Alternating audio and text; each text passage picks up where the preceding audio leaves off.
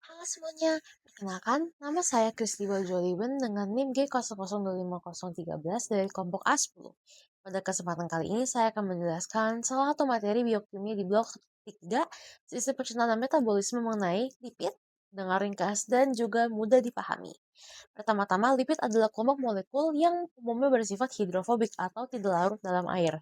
Nah, walaupun sederhana, lipid ini memiliki peranan besar dalam tubuh, mulai dari penyusunan membran sel, sumber energi, hingga juga bahan dasar untuk hormon. Nah, salah satu bagian penting dari lipid adalah asam lemak esensial yang sebenarnya tidak bisa dibuat oleh tubuh sehingga harus diperoleh dari makanan. Asam lemak esensial ini diubah menjadi asam lemak rantai panjang bernama eukosanoat.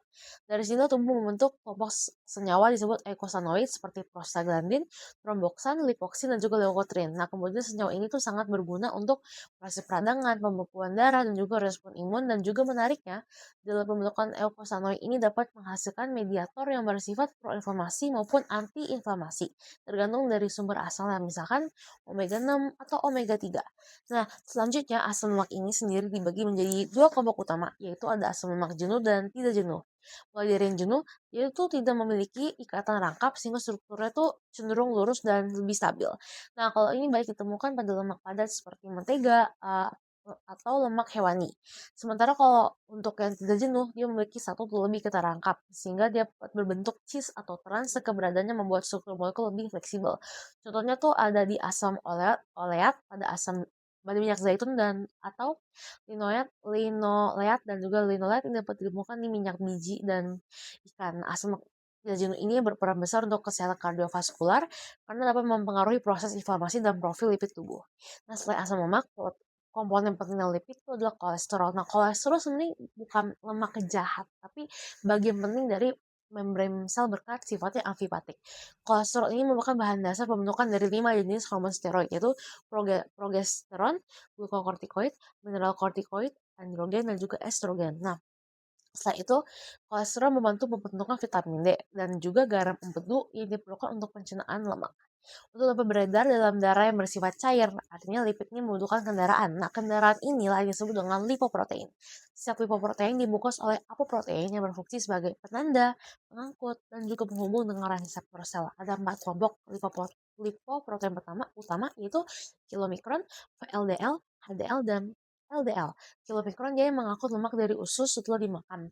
VLDL dia diproduksi hati untuk membawa trigliserida ke jaringan.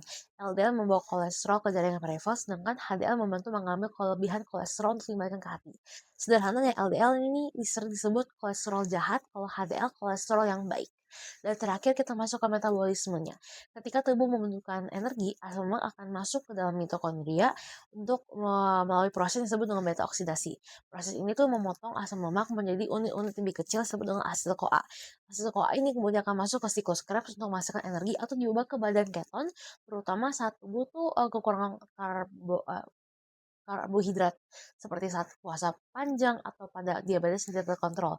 Badan keton ini dapat digunakan sebagai sumber energi alternatif oleh otak dan juga jaringan tubuh lainnya. Secara keseluruhan, lipid ini merupakan kelompok molekul yang sangat penting bagi tubuh, mulai dari pembentukan struktur, untuk sel, hormon, pemrosesan energi, hingga juga menjaga keseimbangan metabolisme. Dan dengan memahami dasar-dasar ini, kita dapat melihat bagaimana gangguan metabolisme lipid dapat berhubungan dengan berbagai kondisi klinis seperti aterosklerosis, inflamasi, dan juga penyakit metabolik. Dan demikian penjelasan mengenai lipid dari saya. Semoga bermanfaat dan membantu teman-teman semua untuk lebih memahami materi ini. Terima kasih dan sampai bertemu lagi.